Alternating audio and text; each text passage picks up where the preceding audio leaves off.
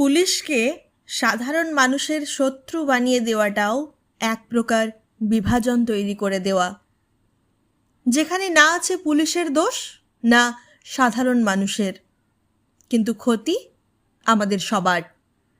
তাই পুলিশ তুমি চিন্তা করো, তোমার মেয়েও হচ্ছে বড়, এবং পুলিশের মেয়ের চিন্তা ছাড়ো, সে লড়াই করেই হচ্ছে বড়। এই দুটো স্লোগানই সমান যুক্তিহীন অথবা সমান যুক্তিযুক্ত। এভাবে নিজেদের মধ্যে কবিগানের লড়াই করার সময় নয় এটা।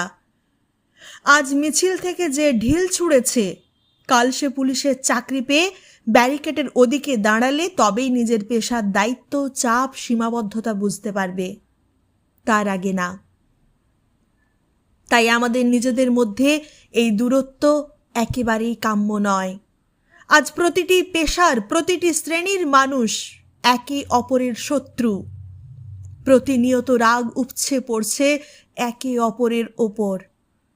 এই ক্ষোভ অনেকটাই সিস্টেম, পরিকল্পিত, সেটা আমরা জানি। আর জানি বলেই আমরা এটাও জানি যে আমরা আসলে সিস্টেমের প্রতি ক্ষুব্ধ।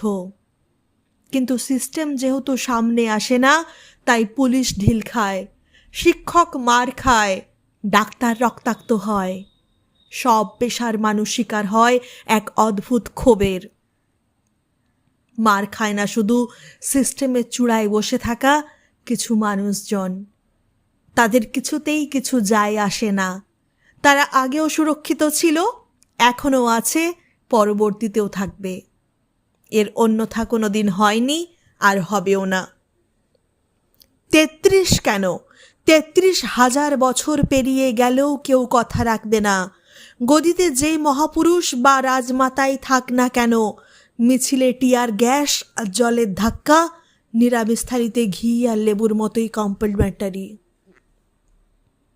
শাসকের দাবার গুটি সবসময় আলাদা।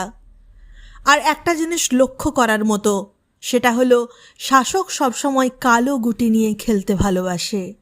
এখানে হাতি, নৌকা, ঘোড়া এসব থাকে না। থাকে শিক্ষক, পুলিশ, ডাক্তার, কেরানি, অধ্যক্ষ আর সাধারণ মানুষ, যারা নিজেরাই নিজেদের খোঁচা মারতে ব্যস্ত। ঠিক এখানেই আমরা চেকমেট খেয়ে যাই বারবার, ভুলে যাই আমাদের আসল উদ্দেশ্য।